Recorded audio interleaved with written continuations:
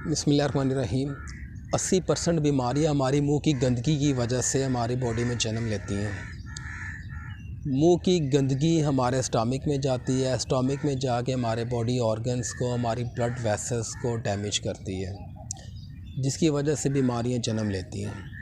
منہ کی گندگی کو ختم کرنے کے لیے، اس کی صفائی کے لیے سب سے بہترین جو عمل ہے وہ مسواک ہے۔ مسواک کیونکہ الکلائن بیس ہے اور ہمارے منہ میں جو سلائیوا ہوتا ہے وہ بھی الکلائن بیس ہے۔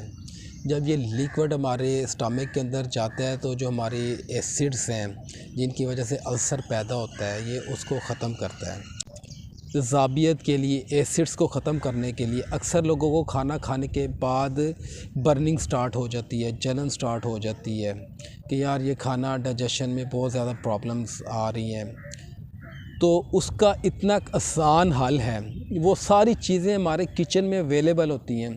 اس میں صرف اور صرف آپ نے یہ کرنا ہے کہ ایک چٹکی میٹھا سوڈا لینا ہے کھانے والا، اس سوڈے کو نیم گرم پانی میں آپ نے ایک چٹکی سوڈا مکس کر کے اس کو آپ نے پی لینا ہے۔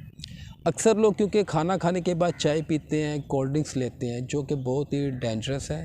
اس سے آپ کی ڈائجیشن میں کوئی امپرومنٹ نہیں آتی، وہ ٹوٹلی آپ کی ڈائجیشن کو روک دیتا ہے، آپ کے ڈائجیسٹو سسٹم کے لیے انتہائی نقصان دہ عمل۔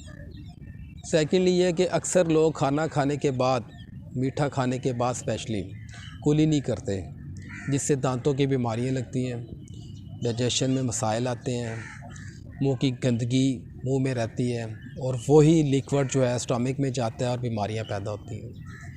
تو منہ کی صفائی کے لیے کھانے کے بعد سرکے کے ساتھ کلی کر لیا کریں، سادے پانی کے ساتھ کلی کر لیا کریں۔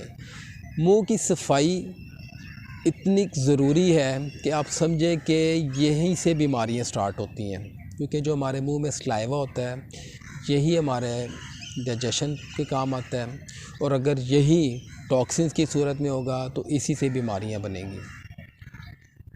اس سسٹم کی امپرومنٹ پر تو اس میں ایک بہت ہی اور پیچیدہ مسئلہ وہ یہ ہے کہ گیس کا مسئلہ ہے، کانسٹیپیشن کا مسئلہ ہے، کھانے کا نا ہضم ہونا ہے۔